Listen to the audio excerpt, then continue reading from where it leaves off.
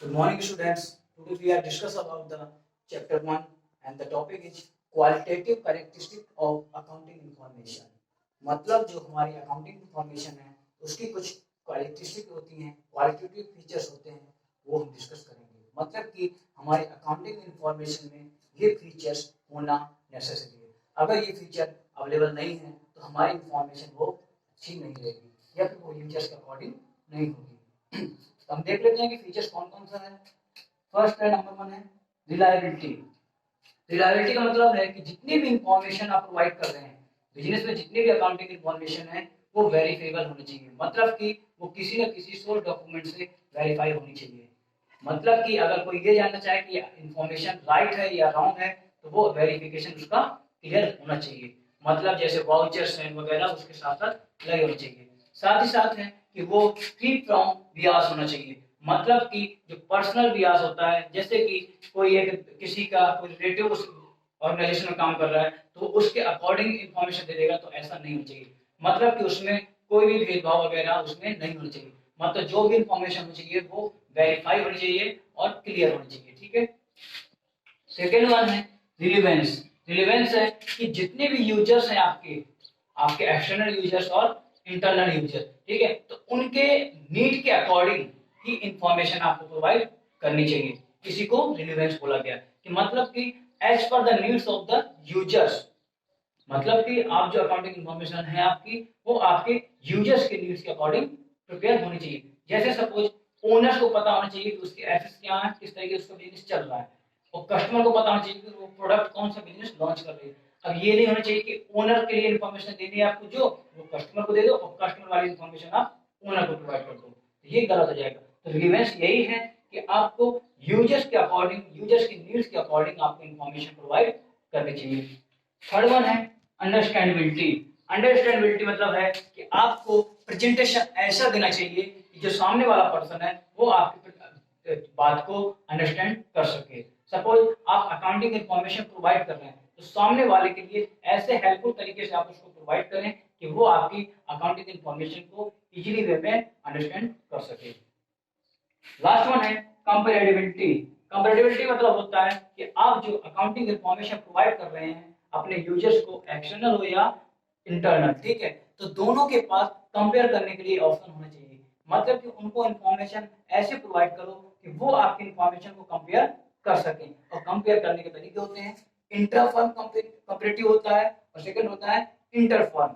Intra firm होता है मतलब कि एक ही फर्म के अंदर के, मतलब उसके पिछले साल के या फिर एक डिपार्टमेंट दूसरे डिपार्टमेंट कंपेयर करना कि सेल्स डिपार्टमेंट कैसा वर्क कर रहा है, परचेज डिपार्टमेंट कैसा कर रहा है, साथ ही साथ पिछले साल का प्रॉफिट क्या था, इस ईयर का प्रॉफिट क्या है, प्रीवियस ईयर का सेल्स कितना था, इस ईयर का सेल्स कितना है। ठीक है, तो ये होगा आपका इंट्रा फर्म कंपैरेटिव। और सेकंड वन होता है inter firm comparative. Inter firm में होता है कि आप अपने फर्म का किसी अनदर फर्म से या दूसरी फर्म से कंपैरेटिव स्टडी करते हैं। अब हम देखते हैं सिस्टम ऑफ अकाउंटिंग। मतलब जो हम अकाउंटिंग करते हैं, ठीक है, बिजनेस, सभी बिजनेस में जो अकाउंटिंग होती है उसका क्या सिस्टम है, मतलब किस सिस्टम के बेस पे हम अकाउंटिंग को प्रोवाइड करते हैं या किस सिस्टम के बेस पे हम अकाउंटिंग को फॉलो करते हैं।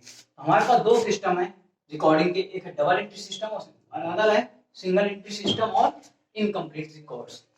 मतलब इसका दो नाम है, एक सिंगल एंट्री सिस्टम या फिर इनकम्प्लीट रिकॉर्ड्स। फर्स्ट वाला है आपका डबल एंट्री सिस्टम।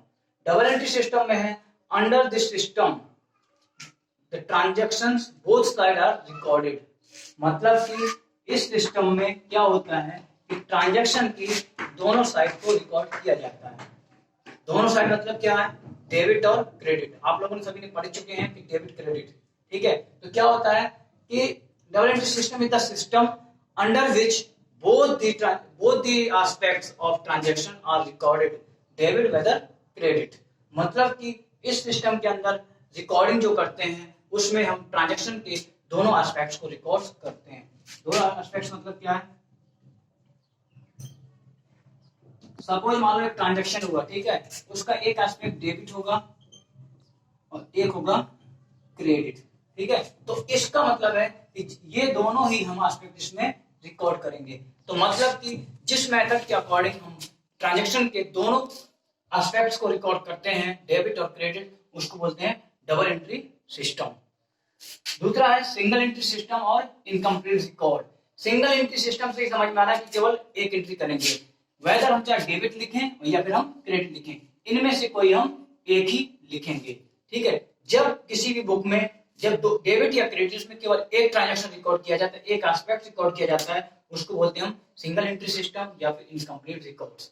जैसे आप लोगों ने देखा होगा कि आपके पास में कोई परचून की दुकान रहती है, किराना की दुकान रहती है, छोटा मोटा सेल्स स्टोर रहते हैं, जनरल स्टोर। उसमें क्या होता है कि जो दुकान वाला है तो क्या करता है, आप कुछ भी लेने जाओगे तो खाली एक एंट्री करता है, बुक में क्या लिखता है, कॉपी में एक का नाम लिख देता है कि इसको राजेश को इतना रुपया उधार दिया।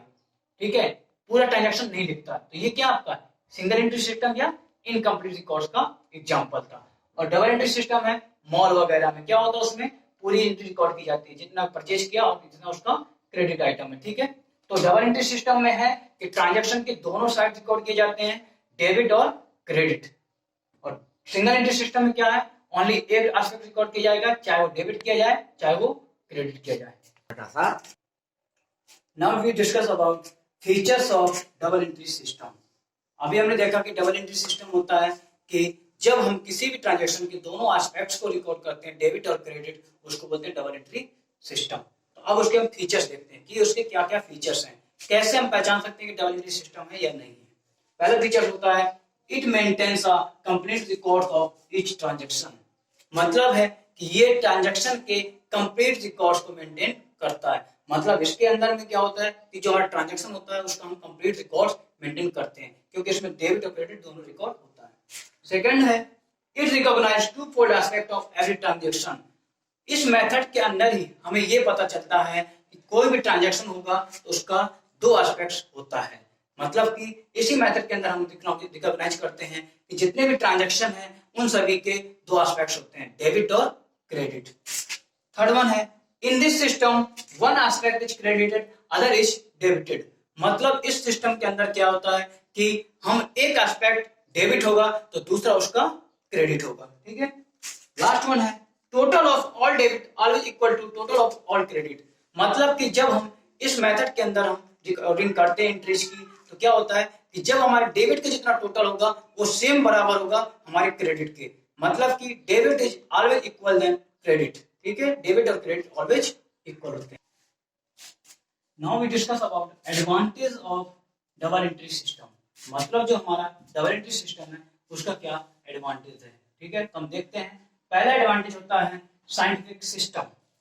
क्या है कि डबल एंट्री सिस्टम हमारा एक साइंटिफिक सिस्टम है, क्योंकि इसके अकॉर्डिंग पर हम पूरे ट्रांजैक्शन का रिकॉर्ड करते हैं। मतलब हम ट्रांजैक्शन का दोनों एस्पेक्ट रिकॉर्ड करते हैं, डेबिट और क्रेडिट। मतलब कोई भी ट्रांजैक्शन से छूटता नहीं है, इसलिए हमारा क्या है, ये साइंटिफिक सिस्टम है। सेकंड है कंप्लीट रिकॉर्ड ऑफ ट्रांजैक्शन। मतलब कि आपका सिंगल एंट्री सिस्टम और डबल एंट्री सिस्टम के अगर दोनों में देखा जाए, ये हमारा जो है डबल एंट्री सिस्टम वो हमारा कंप्लीट रिकॉर्ड देता है सभी ट्रांजैक्शन का।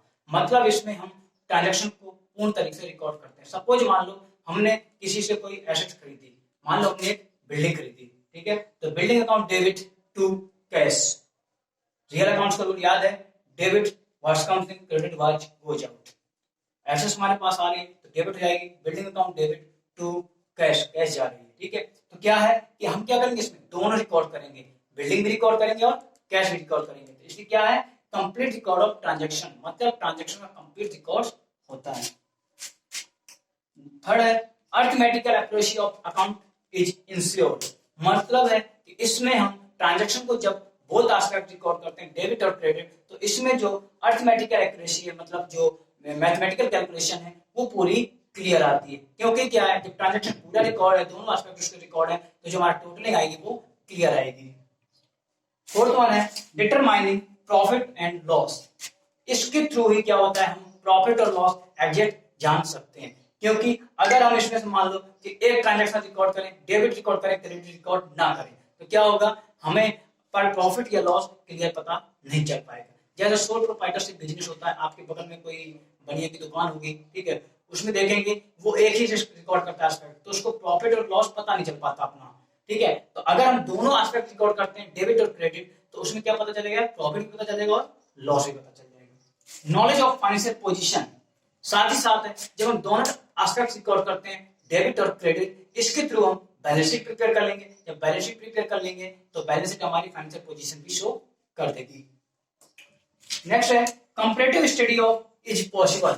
मतलब कि जब हम बहुत ट्रांजैक्शन रिकॉर्ड करते हैं, ट्रांजैक्शन का बहुत सारे रिकॉर्ड करते हैं, तो क्या है हम उसकी कंपैरेटिव स्टडी भी कर सकते हैं। अपने बिजनेस के अंदर की कंपैरेटिव स्टडी कर सकते हैं, business to business comparative study कर सकते हैं। एक और इसमें होता है एडवांटेज कि हमें अगर कंट्रोल करना है तो कंट्रोल करने के लिए हमारे पास इंफॉर्मेशन होती है, क्योंकि ट्रांजैक्शन के इसके डबल एंट्री सिस्टम के थ्रू ही हमें पता चलता है कि हमारे कितनी एसेट्स हैं, कितना क्या बिजनेस हमने किया, ट्रांजैक्शन किए हैं, उसके थ्रू हम क्या कर सकते हैं, कंट्रोल कर सकते हैं। नाउ हम डिस्कस करते हैं stages of double entry system. मतलब जो हमारा डबल एंट्री सिस्टम है उसकी कितनी स्टेजेज होती हैं, कितनी स्टेजेज के अंदर वो डबल एंट्री सिस्टम हमारा कंप्लीट होता है। क्योंकि जैसे मान लो एक प्रकार प्रोसीजर मान सकते हैं, ठीक है, प्रोसीजर या आप कह सकते हैं कि प्रोसेस, ठीक है, प्रोसीजर या प्रोसेस, ठीक है। देखते हैं stages of double entry system. First stage होती है recording transaction in the journal. पहली स्टेज होती है कि हम अपने ट्रांजैक्शन को जब जर्नल में रिकॉर्ड करते हैं उसको हमारी डबल एंट्री सिस्टम की स्टार्टिंग हो जाती है। मतलब कि डबल एंट्री सिस्टम है हमारा तब से स्टार्ट हो जाता है जब हम ट्रांजैक्शन को जर्नल में रिकॉर्ड करते हैं।